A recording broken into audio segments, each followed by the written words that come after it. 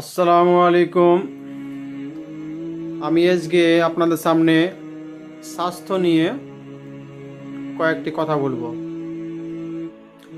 স্বাস্থ্য হচ্ছে মানুষের আসল সম্পদ। যদি শরীর ঠিক যদি না থাকে, পৃথিবীর কোনো কিছুই ভালো লাগবে না। তো আমাদের দৈনন্দিন জীবনে এমন কোনো বাড়িতে, এমন কোনো ফ্যামিলিতে নেই যে কোনো না কোনো রোগে আক্রান্ত হয়নি। প্রত্যেকটা বাড়িতেই কারো বাড়িতে ডায়াবেটিস রোগী, কারো হার্টের, কারো প্যারালাইস, কারো লিভারের, অনেক অনেক রোগে আক্রান্ত হয়ে আছে।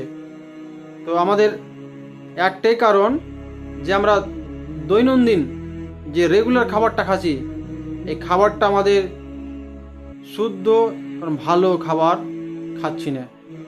কারণ আমাদের চাল এবং রুটি এটাকে এমনভাবে তৈরি করা হয়েছে যে যে এই খাবারগুলো খেলে মানুষ রোগে আক্রান্ত হবে।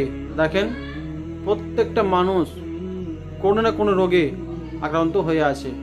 দেখেন, কারো হয়তো ভুঁড়ি বেড়ে গেছে, অল্প বয়সী ভুঁড়ি বেড়ে গেছে, হয়তো অল্প বয়সী অনেকটা শরীর মুটিয়ে গেল। তো আমরা চেষ্টা করব যে ভাত এবং রুটি এই দুটোকে খুবই অল্প করে খেতে হবে এবং পারলে এড়িয়ে চলুন।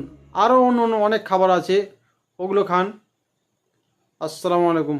আবার পরের ভিডিওতে অন্য একটা ভালো টপিক নিয়ে ভিডিও করব, স্বাস্থ্য নিয়েই।